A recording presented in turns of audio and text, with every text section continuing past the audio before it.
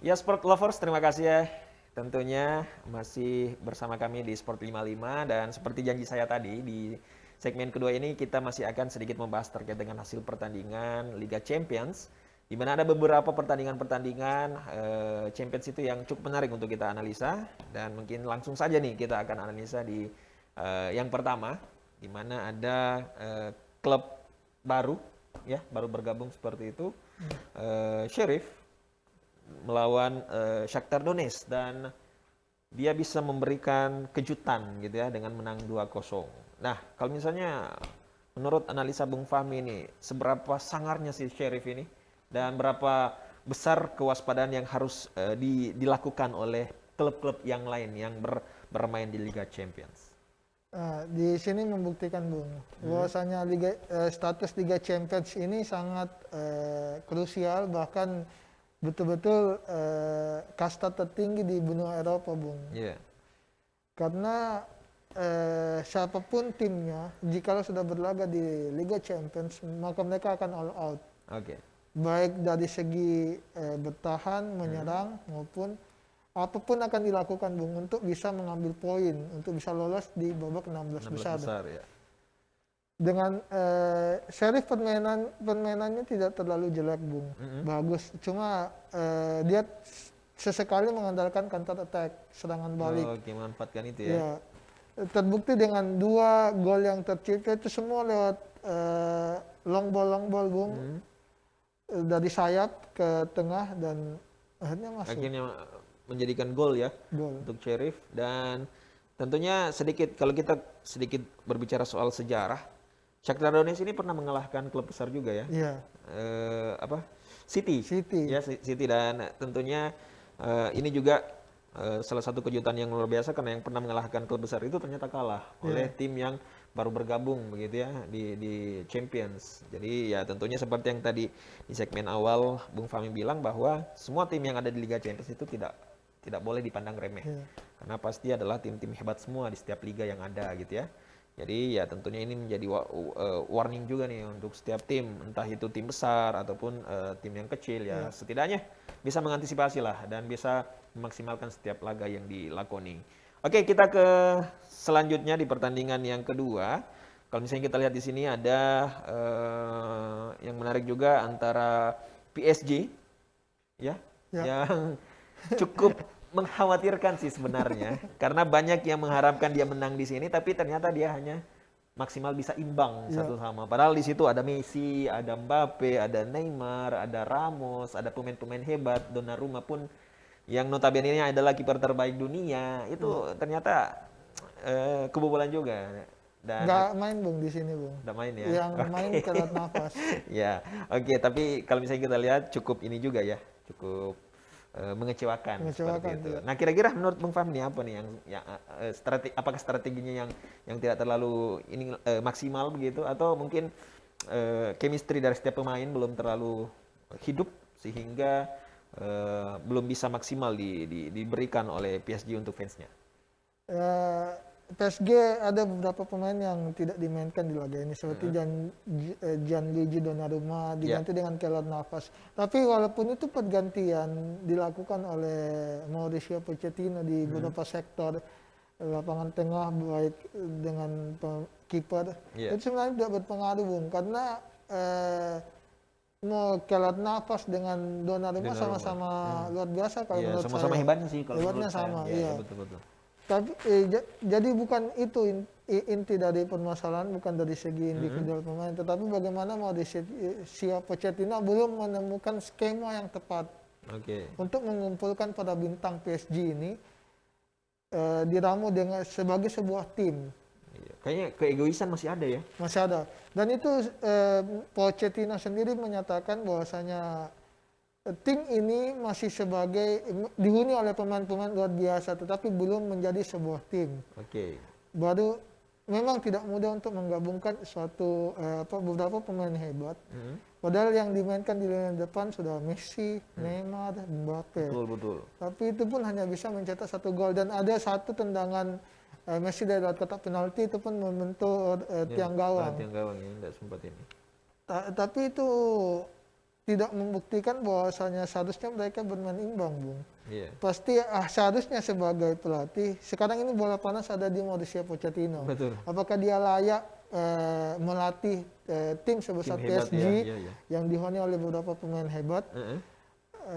Terbukti dengan hasil imbang ini masih butuh waktu lagi Mauricio Untuk Pochettino ini ya, untuk beradaptasi gitu ya. Masih Iya. banyak hal yang mungkin harus dipelajari oleh sang pelatih Iya. terkait dengan karakter dari masing-masing pemain. Karena seperti yang tadi disampaikan, ada keegoisan yang terjadi. Kalau misalnya kita lihat ya beberapa cuplikan-cuplikan ataupun tayangan-tayangan itu, ada mengatakan bahwa ada pemain-pemain tertentu itu yang artinya tidak mau mengoper bola ke Iya. temannya karena takut, karena mungkin temannya nanti yang lebih eksis gitu mencetak gol dan lain sebagainya. Dan ya tentunya ini harus dikesampingkan ya. Iya.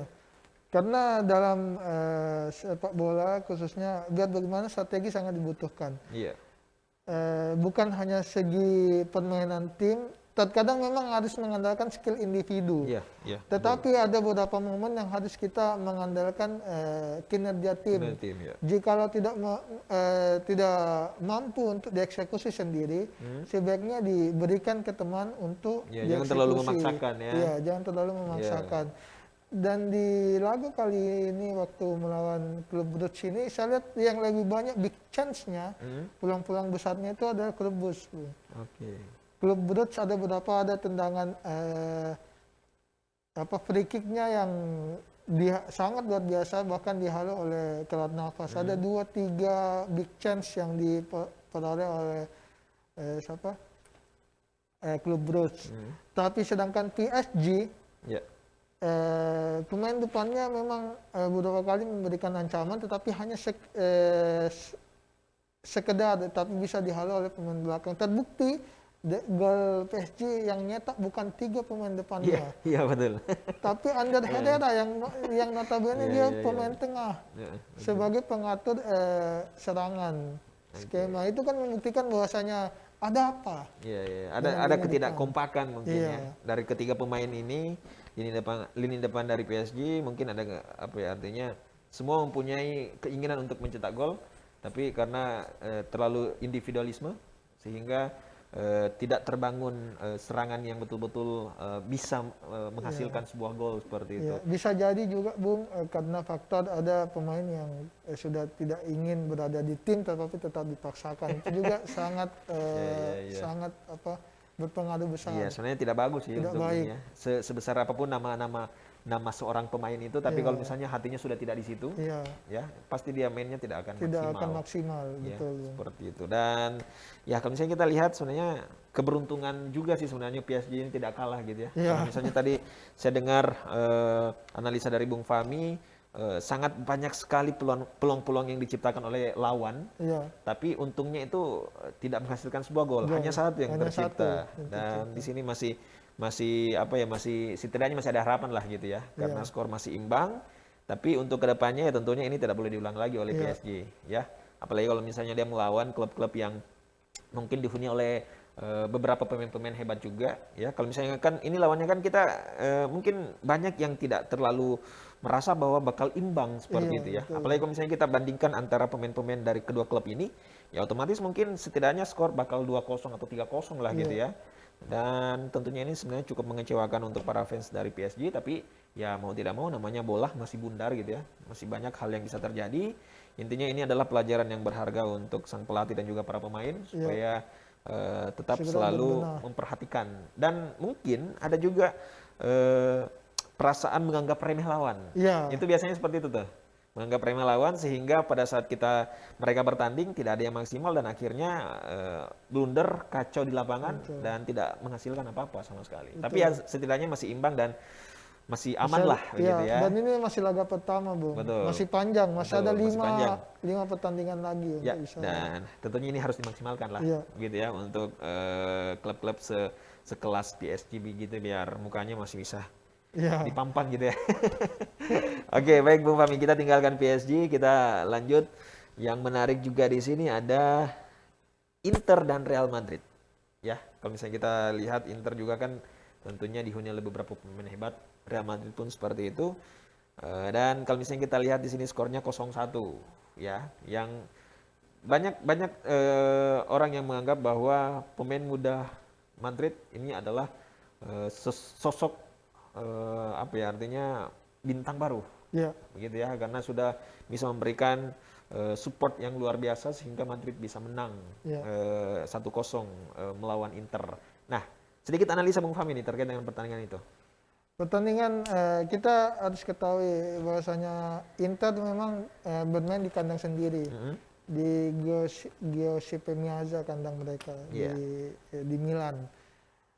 Mereka memang mengambil inisiatif serangan dari menit pertama, Bung. Bahkan banyak peluang yang harusnya bisa menjadi gol, khususnya pemain striker mereka yang baru dari Roma, Edin Dzeko, Iya. berkali-kali melakukan apa namanya sundulan, Iya. shooting, Cuman belum ada bahkan ini ya. tapi belum. Tapi semua mengarah ke Thibaut Courtois. Oke. Jadi makanya beberapa kali bisa di-save, bisa di Iya, iya. ini Dengan bahkan gampang begitu diselamatkan iya, oleh Thibaut Courtois ya, dan tentunya ini mungkin adalah hal yang tidak terlalu membahayakan iya. begitu ya untuk kiper Madrid. Bahkan ada juga sesekali Lautaro Martinez melakukan heading, shooting, dan masih tetap bisa dihalau dengan baik oleh pemain-pemain belakang Real Madrid, bahkan oleh kiper Real Madrid yaitu Thibaut Courtois. Memang secara ini sulit untuk bisa menjebol Courtois karena tingginya kalau bola atas Iya, itu betul, masih betul. agak sulit. Tetapi di sini membuktikan bahwasanya strategi Carlo Ancelotti sangat baik dengan memaksimalkan beberapa eh, serangan balik yang Iya. terkadang ini. Dan kita harus ketahui bahwasanya Real Madrid juga berbenah, Bung. Oke. Banyak Real Madrid sudah ditinggal oleh beberapa pemainnya, Heeh. khususnya di sektor pertahanan sudah Sergio Ramos dan Iya, Rafael Ramos sudah Varane. tidak ada ya. Iya. Ramos hengkang ke PSG, Iya. Rafael Varane ke United. Iya, Bung. betul. Ini juga pasti membuat walaupun ada David Alaba yang menggantikan posisi itu, tapi kan tandemnya harus dilihat Iya, siapa iya, betul, betul. Chemistry-nya pun harus terbangun harus ya, terbangun. karena tandem saya ini adalah orang baru gitu. Orang baru. Orang yang dulu yang sering saya ajak ini sudah pergi gitu ya. Iya. Oke. Nah, sedikit mungkin analisa pemain baru Madrid, Bung. Bisa dikatakan bahwa Madrid ini tidak menyesal ya membeli sang pemain muda itu, Ya, karena berhasil memberikan assist gitu ya. Nah, kira-kira menurut Bung Fahmi masa depan anak muda ini di Madrid seberapa besar gitu? sementara ini tidak bisa dipungkiri karena dia masih muda, Heeh. bahkan dia juga pemain baru, Iya. baru 2 laga dia baru dimainkan di La Liga sama di Champions League ini, itu pun bukan starter, Bung. Iya. Dia sebagai Pengganti ya. substitut, pemain pengganti, Pemain dan pengganti. langsung membuat perubahan di kubu Madrid dari segi serangan, bahkan juga bertahan juga ada beberapa kali momen yang bisa dibilang krusial. Oke, berarti dia bisa cepat beradaptasi ya Iya. dengan teman-teman seniornya gitu ya. Ya, dengan terbukti dengan assist yang diberikan oleh Camavinga ke Rodrigo mengakibatkan gol tercipta di menit ke-88 Iya, 89, betul. Bung. Itu Betul, sudah betul. Sangat ini sih sebenarnya untuk Inter sangat menyakitkan. sangat menyakitkan karena secara Iya. overall Iya. kebanyakan yang on targetnya maksimal Inter, cuma Iya, cuman belum terlalu membahayakan gitu ya. Iya. Masih bisa diamankan oleh sang penjaga gawang. Iya. Dan kalau bisa dikatakan bahwa memang belum rezekinya lah untuk Inter menang. Iya. Meskipun mungkin peluangnya cukup banyak, tapi ya kalau kita lihat mau tidak mau di sini faktanya Real Madrid lah begitu yang sedikit unggul dari Inter untuk di pertandingan kali ini. iya. Oke, baik Bung Fahmi, kita melangkah ke hasil pertandingan yang lain. Di sini ada yang menarik juga antara Liverpool dan Milan. Kalau misalnya kita lihat ya, di sini cukup banyak gol yang tercipta dan sangat sengit juga Iya. persaingan antara kedua klub ini. Skornya 3-2 untuk Liverpool. Iya. Ya, seperti itu. Dan menurut analisa Bung Fahmi sendiri terkait dengan kedua tim ini, seberapa kuat sih sebenarnya mereka itu, dan kira-kira terkait dengan kekalahan Milan, apanya yang lemah? Di bagian apa begitu sehingga dia bisa mengalami kekalahan? Ya, tidak bisa dipungkiri, Bung, Liverpool bermain di kandang sendiri pertama, Bung. Iya, itu Di salah satunya Anfield. ya. Oke. Ya. Dan AC Milan pun baru kembali Hmm. ke Liga Champions setelah Ya, lama betul betul betul. lama Lama tidak lama keluar iya, gitu, lama baru keluar kembali dari lagi. Liga Iya, iya. Champions. Ini juga motivasi di dua tim ini ada. Terbukti kurang dari 10 menit Liverpool sudah membobol gawang AC Milan. Iya. Walaupun itu lewat penetrasi dari Trent Alexander-Arnold dari kanan penyerangan Liverpool atau dari kiri sektor pertahanan Milan, itu pun dihalau oleh Fikayo Tomori dan bola berbalik menghasilkan gol bunuh diri, Bung. Oke. Walaupun seperti itu, ini membuktikan bahwasanya Liverpool punya mental kuat untuk memenangkan laga di Anfield. Tapi ternyata Milan juga tidak mau menyerah Iya, begitu saja, Bu. memberikan perlawanan yang cukup sengit juga ya. Memberikan perlawanan yang cukup sengit. Terbukti dengan di babak pertama bahkan mereka sebelum turun minum, Iya. mereka berbalik unggul 2-1, Iya. Bung. 1-2. Ini membuktikan bahwasanya mereka ingin menunjukkan kami kembali Iya. Untuk memenangkan Untuk laga, memenangkan setiap laga. laga gitu ya. Iya. Karena sudah beberapa tahun vakum, dan vakum. sekarang lahir kembali, ya tidaknya lahir untuk tidak mau kalah gitu. Tidak Tapi mau kalah. ya mau tidak mau ya. Tapi Anfield tetaplah Anfield. Ya. Agak susah memang. Kalau Iya. misalnya di Anfield itu Liverpool agak susah untuk Iya. dikalahkan. Tapi ya setidaknya kalau kita lihat cukup menarik sih sebenarnya pertandingan ini karena menghasilkan 5 gol dengan selisih gol yang sangat-sangat tipis, hanya 3-2 gitu ya. Dan Sebenarnya Bung, Liverpool bisa menggandakan keunggulannya babak pertama, bahkan bisa imbang. Iya. Seandainya penalti Muhammad Salah tidak dapat diantisipasi oleh kiper Milan. betul. Tetapi ternyata gagal, Bung, dieksekusi. Jadi sebenarnya sih kalau dibilang Liverpool kalah sejak babak pertama sih tidak, Bung, karena terbukti di akhir laga mereka tetap berjaya di Anfield 3-2. Iya. Berbalik lagi. Di sini juga yang bermain adalah mental seorang tim juara dengan pemain-pemain yang mumpuni, yang memang sudah tidak bisa dipungkiri. Liverpool sudah di bawah asuhan Jurgen Klopp sudah mendapatkan 2 trofi bergengsi, yaitu Piala Liga Inggris, Premier League dengan Champions League sendiri. Okay. Jadi tidak bisa dipungkiri walaupun mereka tertinggal, selama masih banyak waktu mereka masih bisa mengambil inisiatif serangan. Intinya pasti dia tidak mau kalah lah, apalagi di Anfield ya. Iya. Di kandangnya sendiri otomatis pasti dia akan berusaha bagaimana caranya biar bisa menang gitu ya. Iya. Meskipun melawan klub-klub besar misal kayak Milan dan lain sebagainya. Iya. Oke, Bung Fahmi, kita ke hasil pertandingan yang lain. Di sini ada City yang menang cukup telak dan ini juga kebanjiran gol, Bung, di pertandingan City melawan Leipzig ini. Ada 9 gol yang tercipta. Kalau misalnya kita lihat, tapi sebenarnya City juga cukup besar ya kebobolannya ya, 3-0, tapi dia berhasil membobol lawannya 6-0. Iya. Ya gitu ya. Dan hasil akhirnya menjadi 6-3 kalau misalnya kita lihat. Nah, tentunya di sini ada juga kelemahan yang dimiliki oleh City sehingga bisa kebobolan 3 gol gitu, Bung Fahmi. Kira-kira apa nih? Apakah memang pertahanannya masih sedikit rapuh? Kita kesampingkan dulu soal tim penyerangannya misalnya. Kita ke bertahannya dulu.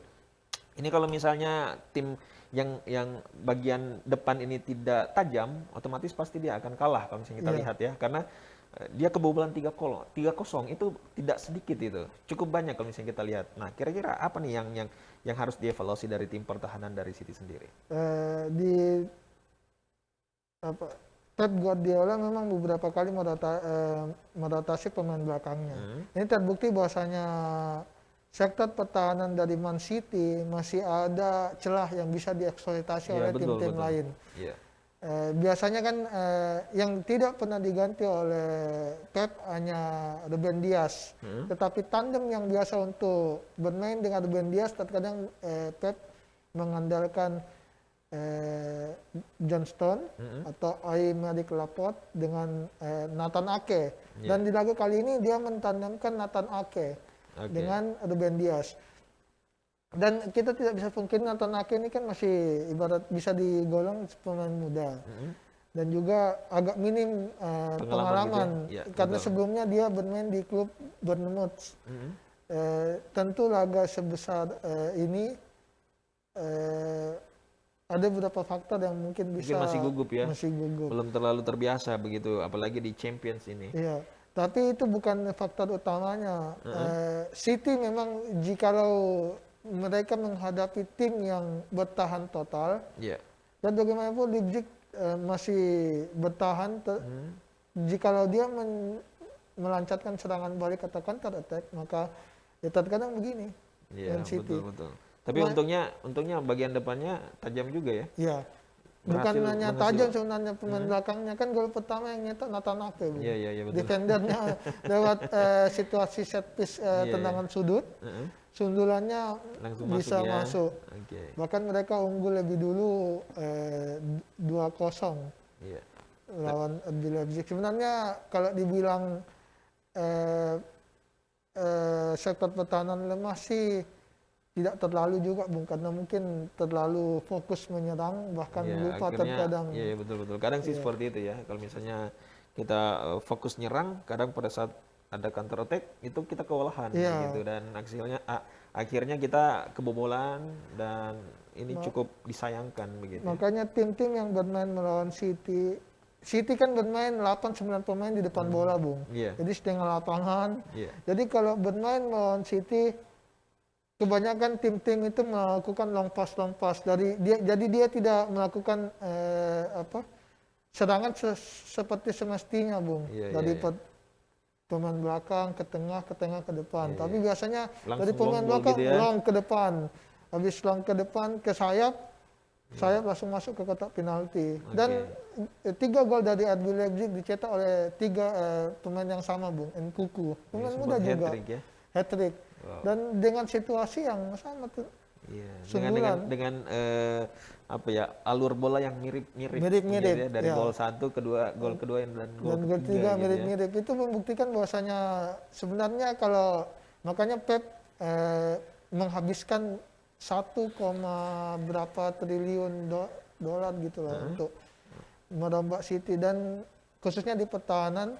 Kalau bermain di Man City, dia harus membutuhkan defender yang punya lari cepat juga. Jadi bukan hanya sekedar bertahan, tapi juga dia bisa menyerang dan bertahan. Jadi intinya harus kuat lah, harus bolak-balik kuat. gitu ya. Bolak-baliknya harus Betul, kuat, betul. karena faktor counter attack itu sangat tidak bisa Iya, karena mereka betul. bermain setengah lapangan, Bung, kadang-kadang. Oke, berarti ini juga bisa menjadi sedikit pelajaran untuk City ya, agar bisa berbenah. Ya, meskipun menang cukup telak, tapi ya setidaknya juga dia kebobolan cukup banyak juga. Iya. Dan ini pasti banyak tim-tim lawan itu sudah memperhatikan, oh seperti ini kekurangan City, dan mungkin kita bisa manfaatkan itu nanti. Tapi ya setidaknya Pep Guardiola juga akan berusaha untuk mengevaluasi kekurangan yang ada, supaya nanti pada saat di laga selanjutnya bisa menghindari hal-hal yang seperti itu ya. Jika lawan tim besar, saya rasa kemungkinan kalah City besar, Bung. Iya, betul. Karena ini RB Leipzig yang mayoritas pemainnya ya tidak terlalu banyak. Ya, lah kita yang- tidak terlalu banyak menjagokan lah, tapi ternyata dia bisa membobol 3 gol gitu ya. 3 gol, iya. 3 gol ke Itu City. luar biasa. Iya, betul. Oke, baik Bung Fahmi, kita ke pertandingan yang selanjutnya. Masih ada satu lagi nih yang akan kita bahas. Di hasil pertandingan yang sudah berlangsung di Liga Champions, ada Ajax yang menang cukup telak juga gitu ya. 5-1 melawan Sporting CP. Nah, kalau misalnya kita lihat, apakah Bung Fahmi merasa bahwa ini wajar gitu sekelas Ajax bisa membantai Sporting, atau mungkin menurut Bung Fahmi Sporting ini ada kekurangan atau ada sedikit masalah begitu sehingga dia bisa terbantai oleh Ajax? Saya rasa memang ada beberapa faktor yang membuat Sporting CP kurang bermain maksimal. Ada beberapa sektor memang yang bisa sekali dieksploitasi oleh Ajax. Iya. Ditambah lagi permainan dari Ajax memang luar biasa. Mereka memiliki striker jangkung yang terkadang gol-gol ini kan terjadi lewat situasi set play, bahkan ada juga yang ibarat kata long pass bahkan sundulan yang second mereka ini yang sebenarnya second ini anyar, Bung, dari Ajax. Iya. Karena yang dibeli dari West Ham United, Iya. yang mana waktu di West Ham dia tidak terlalu kelihatan. Bahkan di sini nyetak 4 gol, Bung. Luar biasa. Luar biasa Luar ya. biasa. Dia bisa quadrik gitu ya. Iya. Ini apa namanya? Di sektor Sporting CP sendiri ada beberapa lini yang memang tidak bermain maksimal sesuai dengan Iya. strategi yang ditetapkan oleh pelatih. Oke. Yang intinya di sini bahwasanya Ajax memang tidak bisa dipungkiri bahwasanya mereka berbenah dari musim lalu setelah mereka disingkirkan di babak 16 besar kalau saya tidak salah, Bung. Iya. Kan biar bagaimana Ajax ini ingin